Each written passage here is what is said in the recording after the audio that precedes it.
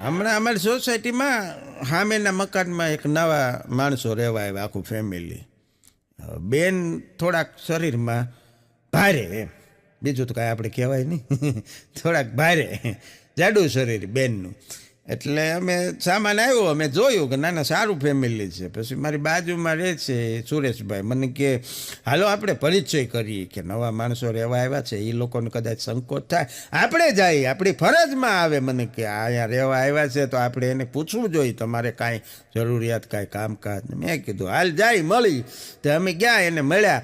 એટલે સુરેશે એ બેનને પૂછવાનું એમ હતું કે તમારું વતન, પણ એક શબ્દમાં ભૂલ થઈ ગઈ. બેનને એણે એમ પૂછ્યું તમારું વજન.